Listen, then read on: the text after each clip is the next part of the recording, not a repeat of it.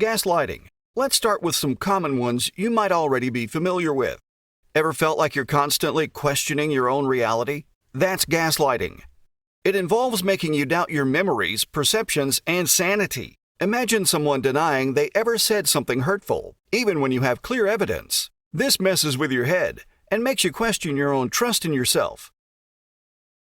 Guilt tripping. Guilt tripping is another classic. This tactic involves using emotional manipulation to make someone feel guilty or ashamed for asserting themselves or expressing their needs. Someone might make you feel responsible for their happiness or unhappiness, using phrases like, "If you really loved me, you wouldn't." This creates an obligation to bend to their will, manipulating their emotions. It's like laying on the guilt thick until the other person caves in to what you want. Social isolation. Moving on to social dynamics, we have social isolation. This involves someone trying to cut you off from your support system, friends, or family. They might criticize your loved ones or make plans that purposely exclude them. This creates an environment where you rely solely on them, making you more vulnerable to their manipulation. Love bombing. Love bombing, on the other hand, is a manipulative tactic disguised as affection. Someone might shower you with excessive compliments, gifts, or attention at the beginning of a relationship, creating an illusion of intense connection. This rapid escalation is designed to hook you emotionally, making it harder to see any red flags down the line. Playing the victim. Now let's talk about some more subtle tactics. This is when someone portrays themselves as the innocent party or the one who's been wronged, manipulating your empathy and sense of justice in order to garner sympathy, deflect responsibility, or manipulate others into doing what they want. It's like emotional jujitsu, flipping the script to their advantage. Threats or coercion. Moving on to a more aggressive tactic, threats or coercion. Well, being pretty straightforward, this is someone who uses intimidation, blackmail, or force to get their way. It's about instilling fear in the other person to compel them to comply with their demands. The silent treatment. The silent treatment. This one speaks volumes without saying a word. It's when someone purposely ignores or withholds communication from another person as a form of punishment or control. It's like an emotional cold shoulder, leaving the other person feeling isolated and powerless. This tactic thrives on your desire for connection, ultimately pushing you to apologize or give in to their demands. Name-calling. Now on to a more overt form of manipulation. Name-calling. It's designed to belittle you and make you feel insecure. Someone might call you names or make sweeping statements about your character, chipping away at your self-esteem. It's like verbal warfare aimed at breaking down the other person's defenses. Generalizations. Next up, generalizations that often go hand in hand with name-calling. This is when someone makes sweeping statements or assumptions about a group of people, often to justify their own beliefs or actions. It's a way of simplifying complex issues and dismissing dissenting voices. Ghosting. The infamous ghosting. The act of abruptly disappearing from someone's life without explanation can also be a manipulative tactic. It's like disappearing into thin air, leaving the other person confused and hurt, questioning what he did wrong, giving the manipulator control over the narrative. Shaming. Now on to shaming. This is when someone uses tactics like ridicule, humiliation, or ostracism to make another person feel bad about themselves or their thoughts, feelings, actions, or choices. This could involve making you feel like your needs are unimportant. It's like wielding shame as a weapon, hoping to control the other person through guilt and embarrassment. Triangulation. Moving on to triangulation. This is when someone manipulates a situation by involving a third party in the equation, often to create jealousy, competition, or division between people. It's like playing puppet master, pulling the strings behind the scenes. Aggressive jokes. Let's now explore some tactics that might fly under the radar, starting with aggressive jokes. This is when someone uses humor to cover up for hostility or aggression, making offensive or hurtful remarks under the guise of jest. It's like a wolf in sheep's clothing, disguised malice with a smile. These kind of jokes might seem harmless, but they can be a way to jab at you subtly and undermine your confidence. Emotional blackmail. Now on to emotional blackmail.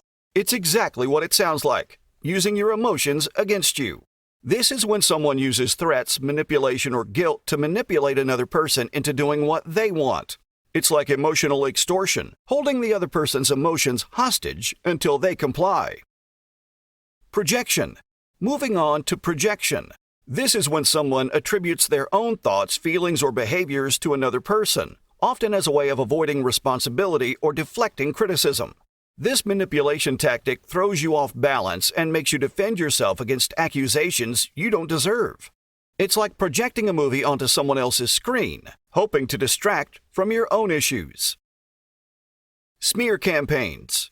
Next up, smear campaigns. This is when someone spreads rumors, lies, or negative information about another person in order to damage their reputation or credibility. It's like character assassination, aiming to destroy someone's social standing and influence. Moving the goalpost. We haven't even scratched the surface yet. Moving the goalposts involves constantly changing expectations, making it impossible for you to win in the manipulator's eyes. You keep trying to please them, chasing an impossible target, but the target keeps shifting. It's like a never-ending game of cat and mouse, leaving the other person feeling frustrated and defeated. Changing the subject. Changing the subject is another tactic used to avoid taking responsibility for their actions or addressing your concerns. This is when someone redirects a conversation away from a topic they find uncomfortable or threatening, often by introducing a new, unrelated topic. They might abruptly shift the conversation to something else, leaving you frustrated and unheard. It's like pulling a sleight of hand, hoping to distract from the real issue at hand. Playing on insecurities. Playing on insecurities is another cruel tactic. This is when someone exploits another person's deepest fears and anxieties to manipulate or control their behavior. It's like targeting a bullseye on someone's self-esteem, aiming to keep them off balance and dependent. Fake moralization. Next up, we have fake moralization. This is when someone hides their true intentions or behaviors behind a facade of moral superiority or righteousness. It's like wearing a halo while engaging in shady dealings behind the scenes or, say, manipulation disguised as concern. Infantilization. Now on to infantilization. This is when someone treats another person as if they are childlike or incompetent, often to maintain control or dominance in the relationship. It's like keeping someone in a perpetual state of dependence, unable to assert themselves or make decisions. Downplaying concerns. Moving on to downplaying concerns. This is when someone dismisses or trivializes another person's worries or fears, often as a way of avoiding accountability or responsibility. They might dismiss your worries as overthinking or no big deal. It's like sweeping problems under the rug, hoping they'll disappear on their own. This invalidates your emotions and makes you question your own perceptions. Humiliation and bullying. Next up, humiliation and bullying, more blatant forms of manipulation. This is when someone uses power imbalances or other tactics like ridicule, mockery, or intimidation to belittle or demean another person and take control of them. It's like wielding power through humiliation, aiming to assert dominance and control. Boundary violations. Boundary violations are another red flag. This is when someone ignores or disregards another person's boundaries, whether physical, emotional, or psychological. It's like crossing a line in the sand, hoping to erode the other person's sense of self and autonomy. Magnifying and minimizing. Now let's get into some really sneaky tactics. Magnifying and minimizing involves them exaggerating your mistakes while downplaying their own. This creates a distorted reality where you feel like the constant screw-up and they're the blameless ones.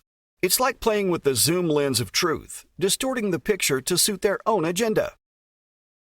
Being dismissive or diminishing. Being dismissive or diminishing is similar. They might brush off your feelings with phrases like, "You're overreacting," or "It's not that bad." This invalidates your emotions and makes you feel like your concerns are trivial. It's like a verbal eye roll, invalidating the other person's reality. Deflecting. Now on to deflecting.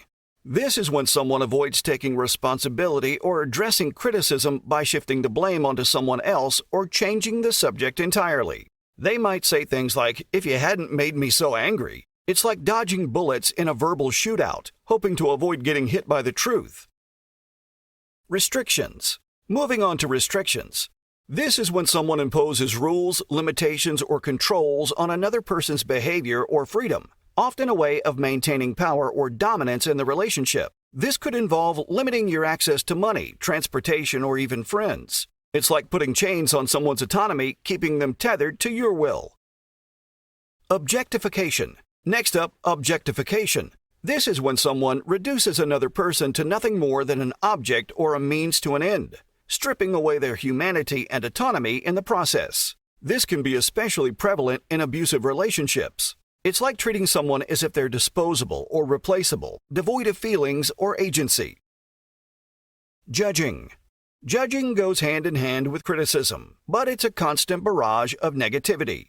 This is when someone evaluates or criticizes another person's thoughts, feelings, or actions, often from a position of moral superiority or self-righteousness.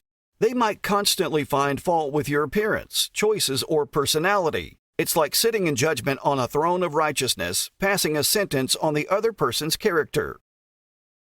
Passive aggression. Moving on to passive aggression, a manipulative tactic disguised as politeness. This is when someone expresses hostility or resentment indirectly or covertly, often through sarcasm, backhanded compliments, or subtle sabotage. They make snide remarks, withhold affection, or give you the silent treatment, all while maintaining a fake outward appearance of being innocent. It's like a poison dart hidden in a velvet glove, striking when least expected. Ultimatums. Ultimatums are another way to exert control. This is when someone issues a final, non-negotiable demand or threat, often a way of forcing the other person to comply with their wishes or face consequences. Or say, someone might give you a this or that choice, forcing you into a situation where you can't win.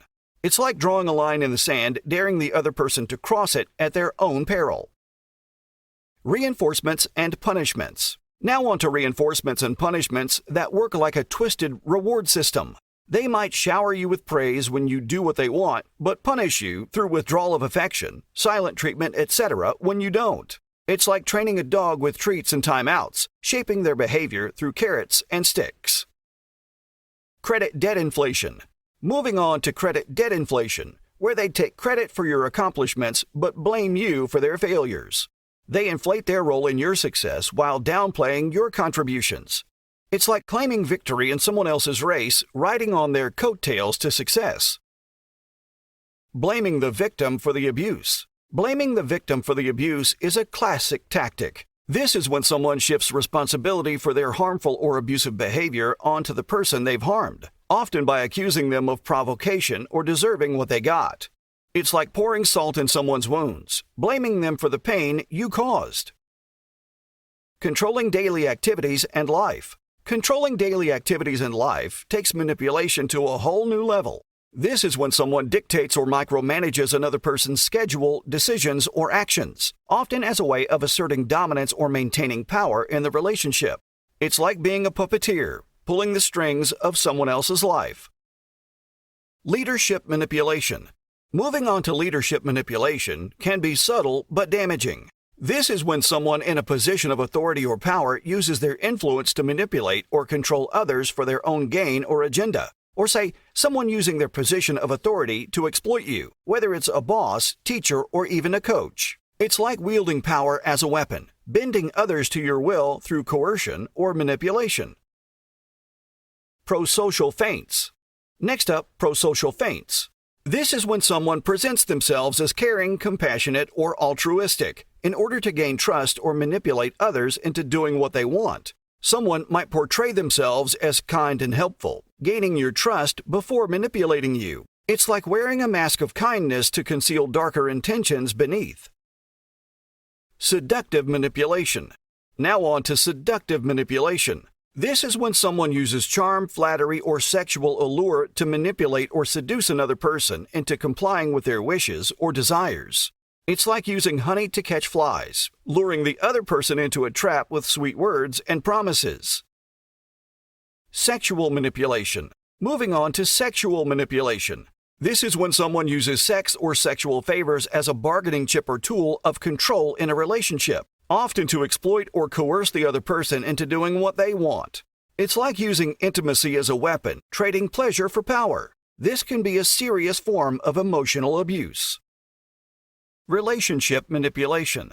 Next up, relationship manipulation. This is when someone manipulates the dynamics or boundaries of a relationship to serve their own needs or agenda, often at the expense of the other person's well-being or autonomy. It's like playing puppet master once again, with people's hearts and minds, pulling the strings of their emotions.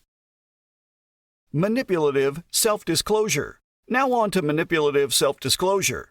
This is when someone selectively reveals personal information or vulnerabilities as a way of gaining sympathy, trust, or leverage in a relationship. It's like baring your soul strategically, using your wounds as weapons in the battle for control. Social manipulation. Moving on to social manipulation. This is when someone exploits social dynamics, norms, or hierarchies to manipulate or control others for their own gain or agenda, or simply using social pressure or peer groups to manipulate someone's behavior. It's like playing a game of chess with people's lives, moving them around like pawns on a board. Socio-cultural manipulation. And finally, we have socio-cultural manipulation. This is when someone leverages broader societal and cultural norms or expectations, values, or prejudices to manipulate or control others, often by reinforcing existing power structures or inequalities.